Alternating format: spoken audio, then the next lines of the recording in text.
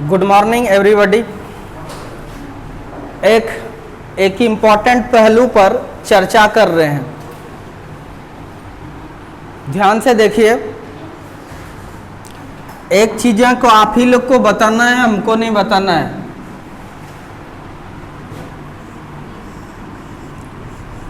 इस गाड़ी को यहाँ से इस मंजिल तक पहुँचना है।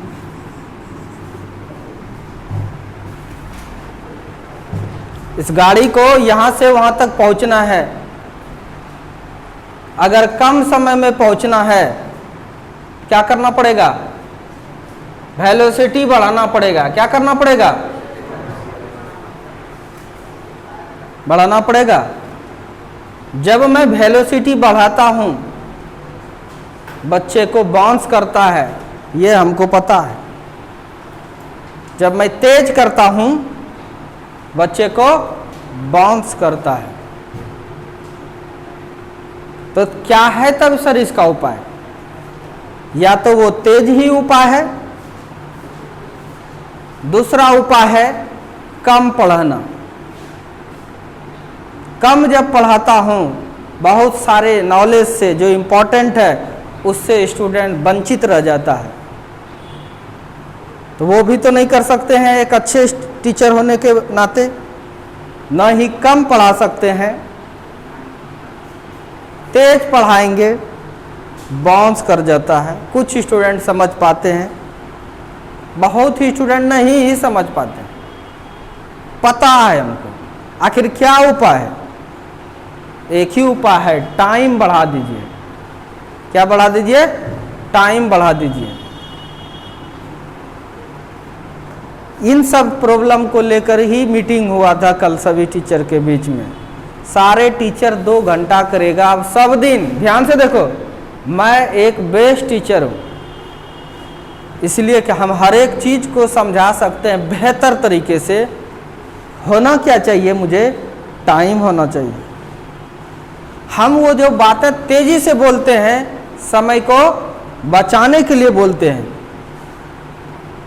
तेजी से कोई चीज़ जो लिखते हैं, टाइम को बचाने के लिए लिखते हैं। मुझे समझाने बहुत अच्छा है, एक ईमानदार टीचर हूँ। कुछ लोग बेईमानी कर लेते हैं। कम पढ़ाया, समझ में आ रहा है कि नहीं? कम पढ़ाया, बहुत सारे नॉलेज से वंचित रख दिया, धीरे चलते हैं। वैसा हम नहीं करते हैं। पढ़ाना तो हमको सब है, इसके लिए आपको समय बढ़ाना पड़ेगा। इसके लिए टाइम आपको बढ़ाना पड़ेगा। जैसे आज मैं टाइम बढ़ा के पढ़ा रहा हूँ, ठीक है? उसके बाद बताना तुम्हें फीलिंग्स ज़्यादा आएगा कि तेज़ी से पढ़ाता तब फीलिंग्स ज़्यादा आएगा। ऑब्वियसली तुम कहोगे सर बहुत अच्छा लग रहा है ये, उसके लिए आपको समय बढ़ाना पड़ेगा। नहीं तो आप पटना से कंपेयर कर देते हैं कोटा से। क्या वहाँ एक सब्जेक्ट का 1 घंटा क्लास चलता है? 2 घंटे क्लास चलता है। 1 घंटे में नहीं होगा। 1 घंटे में यही होगा खींचा खींची। क्यों 1 घंटा पढ़ाते हैं? क्या है कि हमारे शहर में स्टार सब जो है, कुछ स्टार मतलब पढ़ाई में स्टार नहीं, नंबर ऑफ स्टूडेंट में स्टार, वो 1 घंटा पढ़ाता है 35 मिनट। तो उसमें वो उसके यहाँ अगर नहीं भी समझता है तब फिर भी भीड़ लगता है। उसकी कॉपी की साइज ज़्यादा हो जाता है। अगर हम 1 घंटा पढ़ाएं तो मेरी कॉपी ज़्यादा बन नहीं पाएगा, क्या कि हम समझा रहे हैं। समझ में आ रहा है कि नहीं? इसीलिए मुझे भी उतना पढ़ाने के लिए ज़्यादा समय चाहिए, तभी हम एक एक बच्चे को सिखा पाऊंगा। वो लिखा भी देगा चलेगा, लेकिन हम जब लिखाते हैं तो बच्चा पर प्रभाव पड़ जाता है खटाखट। समझ में आ रहा है कि नहीं? इसीलिए इसके लिए क्या करना पड़ेगा? तो एक ही उपाय है। तेज पढ़ाइएगा तो बाउंस करता है, करिए नहीं। कम पढ़ाइए नहीं। दोनों बातें स्टूडेंट के हित के लिए है कि नहीं? कम पढ़ाइए नहीं तो स्टूडेंट बहुत सारे नॉलेज से वंचित रह जाएगा। दूसरी बात,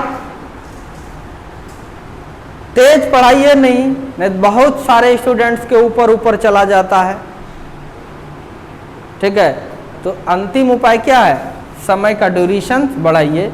इसीलिए हम 8 से 10 कर रहे हैं। इसमें से किसी को कोई दिक्कत है? दिक्कत है? एक ही बैच है मैथ में क्या और भी है?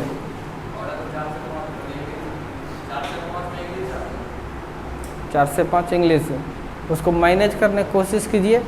अगर मैनेज हो जाता है ठीक है, नहीं तो आपको स्पेशल पढ़ाएंगे, ठीक है। लेकिन हमको लगता है कि आप मैनेज कर ही लीजिएगा, आप चूँकि अच्छे स्टूडेंट हैं। 4 से 5 मैथ है ना, और मैथ पढ़ लीजिए, ठीक है। इंग्लिश पर इंग्लिश का समय और भी होगा, क्या ही टाइम है और समय देंगे, ठीक है। उनको कहिए, कोशिश कीजिए, बैच चेंज करवाने की कोशिश कीजिए, नहीं तो फिर आइएगा तो हम पढ़ाएंगे, ठीक है। 8 से 10, 8 से या मैथ वाले ही सर से किसी तरह रिक्वेस्ट कीजिए, तब आपको जो फिजिक्स पढ़ाएंगे हैं ज़्यादा फैला के क्या करें, तेज पढ़ाएंगे, बच्चा भीड़ नहीं जुटता है। धीरे धीरे पढ़ाने लगेंगे, भीड़ जुट जाएगा। समझ में आ रहा है कि नहीं? मेरे पास से क्यों स्टूडेंट डिस्प्लेस होता है? रीज़न क्या है? रीज़न यही है कि मैं फास्ट पढ़ाता हूँ, चोरी नहीं करता हूँ कोई भी चीज़। फास्ट इसलिए पढ़ाता हूँ कि हम पूरे सिलेबस को पढ़ाएं, एक एक चीज़ स्टूडेंट्स को बताएं, समय इसलिए बचाता हूँ, ठीक है। जैसे अभी हम बहुत सारे थ्योरी पढ़े, क्या इस थ्योरी पर क्वेश्चंस कैसा कैसा पूछता है, तो ये भी बनाना जरूरी है कि नहीं? अब इस पर हम बोर्ड से क्वेश्चन बैंक से 25 क्वेश्चंस लाए हैं। कितना लाए हैं? और हम धीरे धीरे पढ़ाएंगे तो एक दिन में 1 से 2 क्वेश्चन डील होगा। समझ में आ रहा है कि नहीं? तो इसका मतलब ये 13 दिन और लगेगा। ये तो कितना दिन पता चलेगा? ये दो तीन चैप्टर पढ़ाते पढ़ाते खत्म हो जाएगा, होगा कि नहीं टाइम? इसलिए क्या करना पड़ेगा, आप ही लोग सोचिए। फास्ट इसलिए करते हैं, लेकिन ना फास्ट नहीं करेंगे, समय बढ़ा देंगे, ठीक है। चलिए लिखिए तो एक क्वेश्चन VVI क्वेश्चन है। ये पूछता है, a wire of resistance 10 ohm stretched by 3 times, 3 times. A wire of resistance 10 ohms if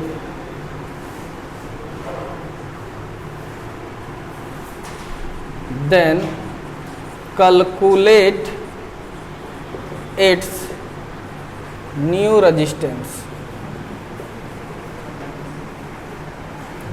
करे कोई 10 ओम प्रतिरोध वाले तार को खींचकर 3 गुनी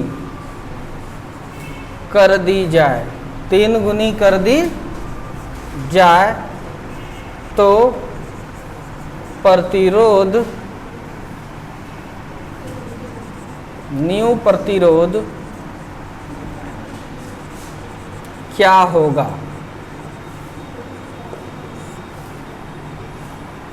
बताइए।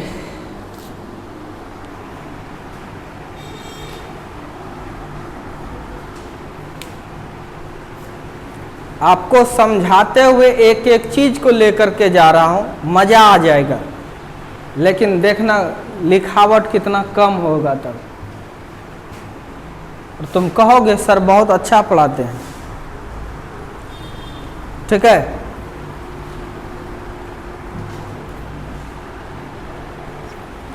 करे कोई 10 ओम प्रतिरोध वाले तार, तार समझ रहे हो? प्लीज इमेजिंग बंद कीजिए, बंद करो और देखो, फिर लिखना। बोल रहे हैं जब तेजी नहीं करूंगा, दिखा रहे हैं कि हम ऐसा भी पढ़ा सकते हैं, हम ऐसा भी पढ़ा सकते हैं। ध्यान से देखो। कोई 10 ओम प्रतिरोध वाले तार, कोई तार है, ठीक है, उसका रेजिस्टेंस जो है वो कितना है? 10 ओम है, ओके। खींच कर तिगुनी कर दी जाए, उसको खींचा, उसे खींचा, खींच के उसका लंबाई कितना बढ़ा दिया, 3 गुना बढ़ा दिया, तब इसका क्या प्रतिरोध होगा। समझ में आ रहा है कि नहीं? आपको पता है लंबाई पर डिपेंड करता है प्रतिरोध, करता है कि नहीं? चूंकि आपको पता है कि R बराबर क्या होता है, रो एल बाय ए। लंबाई पर प्रतिरोध डिपेंड, देखो अभी भी देखो बेहुदा को जब कह रहे हैं, बेतमीज जब कह रहे हैं कि मैं आज लिखने दूंगा, स्टूडेंट्स को ध्यान में रख करके पढ़ाऊंगा, साला समझना नहीं चाहता, भटका देगा माइंड को, तो आप बिल्कुल नहीं समझोगे। तो कोई तार है, इमेजिन करो कोई तार है, उसका रेजिस्टेंस R बराबर 10 ओम दिया हुआ है, इसको खींचा, खींचा, खींच के 3 गुना लंबा कर दिया, तब क्या प्रतिरोध होगा। जब फिजिक्स में आए तो हमको दिखाई दिया कि रो एल बाय ए, यानी लंबा जब बढ़ेगा तो ऑब्वियसली है प्रतिरोध भी बढ़ेगा। अब कितना होगा ये निकालने के लिए कह रहे हैं भाई, 10 ओम तो नहीं होगा। तो जैसे जैसे कह रहा है वैसे वैसे करना स्टार्ट कर देंगे। ध्यान से देखिए,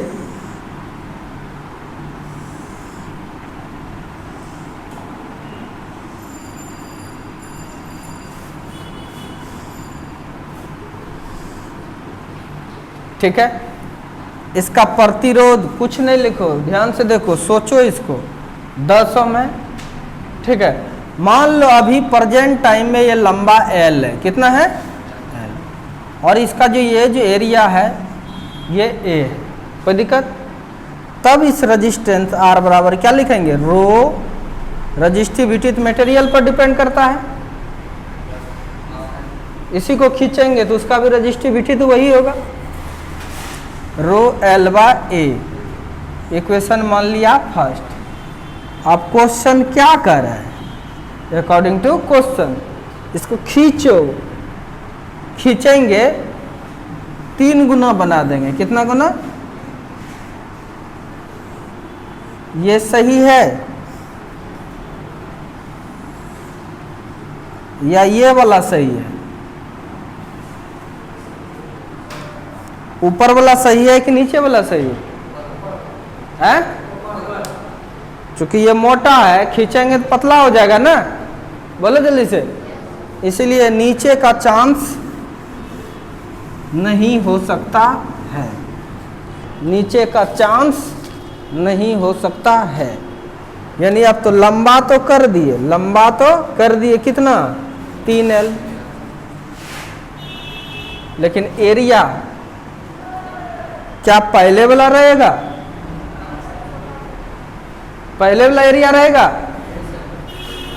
अगर ये एरिया को A करें तो बताइएगा इसको A कर सकते हैं, नहीं, क्योंकि इससे ये छोटा है, इसलिए इसको क्या कर देंगे, A डैश, क्या कर दिए इसको, A डैश। तो चूंकि लंबा तंबा बढ़ा है और इसका जो रेजिस्टेंस है इसको हम R डैश कर देते हैं, क्या कर देते हैं, R डैश। यही R डैश निकालना है तुमको, करे व्हाट, तो दिक्कत।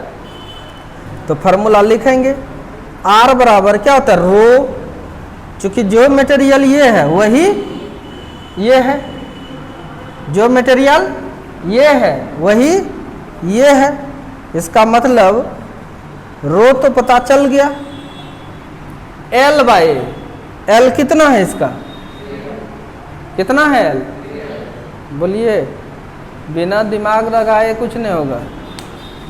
L कितना है, बोलो, 3L है, तो रो L हो गया 3L बाय A, एक की कितना है यहाँ, A डैश, कितना है, A डैश।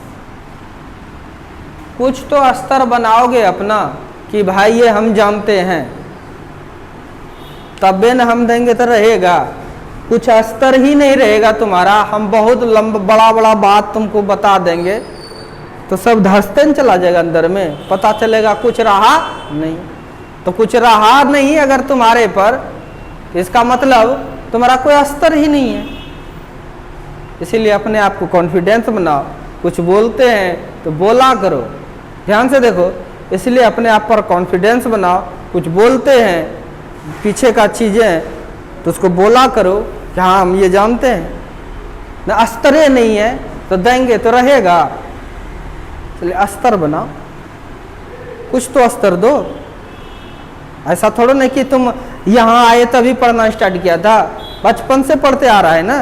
अब कहीं जोड़ आएगा तुम बोलेगा ना हम जानते हैं, क्या अस्तर देगा ना कुछ, ठीक है। तो ये ए है तो ये क्या हो जाएगा, ए डैश, यानी यहाँ तक हम लोग लिख सकते हैं। अब बताइए, अब इसे आगे सॉल्व करना मुश्किल लग रहा है। ये जो है ठीक है, डिवाइड कर भी दूं, कर दो। संबंध ही एक तरह से पूछ रहा है कि भाई अभी इतना है बाद में कितना हो जाएगा, तो तुमने कहा डिवाइड कर दीजिए, यानी अस्तर दिया हमें कि ये ऐसा करते हैं हम लोग मैथ में, नहीं तो डिवाइड कर दो फर्स्ट को किससे, सेकेंड से। फर्स्ट क्या है, R is equal to rho L by A, divide कर दिए किससे, सेकेंड से। देखो इससे डिवाइड करेंगे, डिवाइड, फिर मल्टीप्लाई करेंगे तो उलट जाता है, यानी नीचे तब क्या होगा, रो इंटू 3L, और ऊपर क्या जाएगा, ए डैश। तो रो ने रो को कैंसिल, L ने L को कैंसिल, यानी R का वैल्यू कितना है 10, या भी रहने दो R ही, R by R dash is equal to A dash by A, 3 है। यहाँ तक कोई दिक्कत नहीं है, इसका मान पता है, इसका निकालना ही है। ये दोनों को एक जैसा सोचें, एक जैसा बना है नहीं, दोनों अलग अलग चीज़ें, समझ में रखने।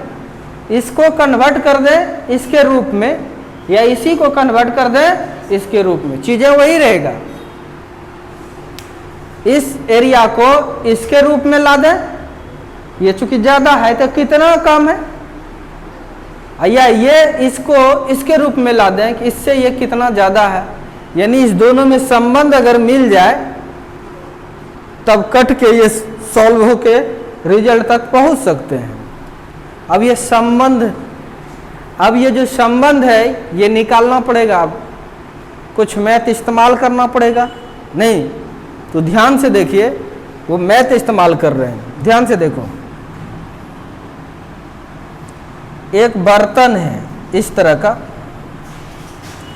इसमें 20 लीटर पानी है, कितना है इसमें, 20 लीटर पानी है। ध्यान दो, एक भी दिन तो इंटरेस्ट जगाओ। जब हम अपने मूड में रहते हैं, अब इसी तरह से क्लास लेंगे, क्योंकि समय बढ़ेगा, अब सब बढ़ाएगा, जितना टीचर है सब, ठीक है। तो ये 20 लीटर है, इसी चीज को खींचूं, क्या करें, खींच करके लंबा कर दिए। बताइए इसमें तब पानी कितना अटेगा, कितना अटेगा, 20 लीटर अटेगा। ये 20 लीटर है, अब इसी चीज को अगर मैं खींचूं कितना पानी हटेगा, 20 लीटर ही। ये जो, इसका मतलब इसमें के अंदर जो जगह है और इसके अंदर जो जगह है, दोनों क्या है, सेम है। ये जो खाली जगह होता है उसको मैथ में क्या कहते हैं हम लोग, बोलो बोलो, कुछ तो अस्तर दो, बोलो, वही अस्तर नहीं देते हो। वॉल्यूम, क्या कहते हैं इसको, वॉल्यूम, आयतन कहते हैं, क्या कहते हैं। इसका मतलब इसी चीज से इसको बनाया गया है, यानी इसका आयतन जो है और इसका भी आयतन बराबर है। यह बात चला मेरे दिमाग में, कहां से, मैथ से। कहां से चला, मैथ से, ठीक है। तो मैंने मैथ इस्तेमाल कर रहा हूं अब, तो क्या वैसा ही सिचुएशन यहाँ पर फिजिक्स में आया? बोलो, वैसा ही है, इसी को न खींचे हैं। इसका मतलब इस तार का वॉल्यूम जो है, आयतन जो है, और इस तार का जो आयतन है, दोनों बराबर है। Point to be noted. Physics का कॉन्सेप्ट कहीं बदल नहीं रहा है, पढ़ा दिया है फिजिक्स। अब कौन सा कॉन्सेप्ट यूज हो रहा है? मैथ का, जो कि हम यूज करते हैं। नहीं जानते है तो पढ़ाना पड़ता है, यानी ओवरऑल मैथ भी पढ़ाना पड़ता है। खूब पढ़े हैं कि मैथ आप, अब यहाँ पर आप इस्तेमाल ही नहीं कर रहे हैं। न्यूमेरिकल क्या है? मैथ का इस्तेमाल करिए। तो ऐसा सिचुएशंस मिला और मैं इस दोनों को एक जैसा करने की स्थिति क्या, एक चीज दिखाई दिया, इसका जो आयतन है और इसका जो आयतन है दोनों बराबर होगा। नहीं, अगर इस तरह से अगर बराबर होता है तो मैथ में इसको कहते हैं वॉल्यूम कांस्टेंट थ्योरम। क्या बोलते हैं इसको? Volume constant theorem. अब देखिए, अब इसको इक्वेशन थर्ड मान ले हम लोग, बाय, देखो यहाँ वॉल्यूम कांस्टेंट। वॉल्यूम कांस्टेंट से हम क्या जानते हैं? इसकी जो आयतन है और इसकी जो आयतन है दोनों बराबर होगा। ये कैसा शेप का है? बेलन है। क्या है? बेलन का आयतन क्या होता है? कुछ न स्तर देते हो, कहते हो फिजिक्स ने सीखे 2 पाई आर। स्तर है नहीं और लोड दे देंगे फिर तरासल में चले जाते हो। क्या फिजिक्स के कारण तरासल में जा रहे हो? कभी भूल से नहीं। आपके सामने जो आपके टीचर है ना, बहुत अच्छे टीचर है, समझ में आ रहा है कि नहीं? इसलिए अपने टीचर पर कभी शक नहीं करना, प्रॉब्लम आप में ही होता है। ठीक है, ध्यान से देखो, ध्यान से देखिए। बेलन का आयतन बराबर पाई आर स्क्वायर एच होता है। क्या होता है? पाई आर स्क्वायर एच। ध्यान दो। अब वृत्त की परिधि बराबर क्या होता है? वृत्त का क्षेत्रफल बराबर पाई आर स्क्वायर। तो ये जो बेलन है, ये जो एरिया है पाई आर स्क्वायर, यही तो क्रॉस सेक्शन है ना। बोलो बोलो जल्दी से। तो बचपन में जो बेलन का क्षेत्रफल, ऐसा मैं और बताया था, आज भी बता रहा हूँ। बचपन में जो बेलन का ये वृत्त का क्षेत्रफल सुने थे, अभी वही चीज तुमको कहाँ दिख रहा है? ये तार के क्रॉस सेक्शनल एरिया नहीं, यानी ये जो पाई आर स्क्वायर है, इसको ए कहते हैं हम लोग। क्या कर रहे हैं अभी? ए। और क्या? एच। एच जो है उसको एल कह रहे हैं। नहीं, यानी आयतन जो है उसको ए एल लिखते हैं हम लोग। क्या लिखते हैं? आयतन ए एल लिखते हैं आयतन को। एकदम क्लियर? आयतन को हम लोग ए एल जानते हैं। तो इसकी आयतन और इसकी आयतन दोनों बराबर होगा। आयतन लिखने के लिए क्या चाहिए? ए और एल बराबर होगा। किसका? ए डैश और एल। एल कितना इसका? 3L। इधर भी एल, इधर भी एल, कैंसिल। तो ए इधर 3 है तो नीचे भी 3 इज इक्वल टू कितना? A dash. कितना हो जाएगा? ए डैश, यानी A dash is equal to A by 3। A dash is equal to क्या हो जाएगा? A by 3। संबंध आ गया नहीं? ए डैश जी तुम ए बाय 3 हो, तुम क्या हो? ए बाय 3 हो। क्वेश्चन लिख लिया होगा, केवल क्वेश्चन नहीं लिखा होगा तो हम यहां पर बना देते हैं। अब समीकरण थर्ड से, समीकरण थर्ड से, समीकरण थर्ड कितना है? क्या है? R by R dash is equal to A dash by 3a। अब आर का वैल्यू कितना है बच्चों? 10। अच्छा रहने दो, अभी आपको निकालना क्या है? R dash. इसको ऊपर लेके चले जाओ। आर डैश बाय आर कर सकते हो? और इसको 3a बाय a डैश, कोई दिक्कत? r डैश, अच्छी बात है। इस r को इधर ला सकते हैं? ध्यान दीजिए, यही तो ध्यान नहीं देते हैं, फिर कैसे होगा? फिर कैसे सीखिएगा? देखो r dash is equal to क्या हो जाएगा, ये r इधर चला आया और इधर कितना हो जाएगा 3a बाय नीचे क्या a डैश, नीचे क्या a डैश क्या है a by 10। r dash is equal to r का मान कितना है, अच्छा रहने दो अभी r ही, इंटू 3a, ये कहाँ चला जाएगा ऊपर, बाय नीचे क्या a ने a को,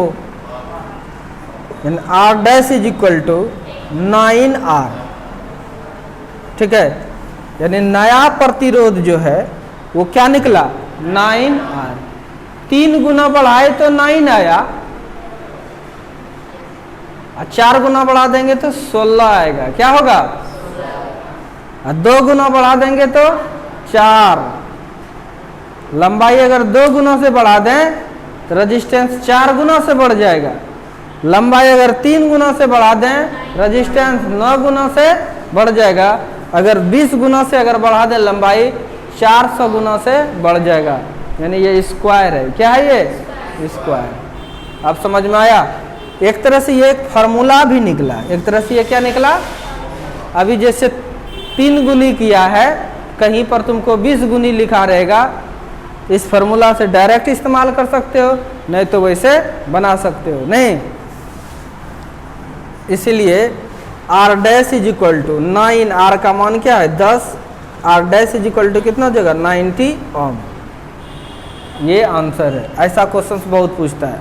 अब उतारिए, इस तरह से पढ़ाएंगे तब आप लोग सभी फिजिक्स को सीखेंगे, ठीक है। सर क्यों नहीं पढ़ाते हैं, समय नहीं देते हैं। अब लिखने के लिए आपको बहुत समय दें, ठीक है, और लिखिए आप, तब तक हम बैठते हैं।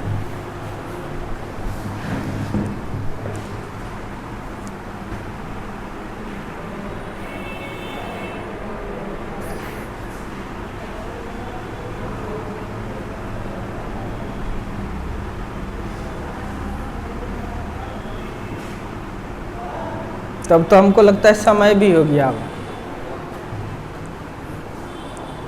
तो कल से 8 बजे आइएगा आप लोग।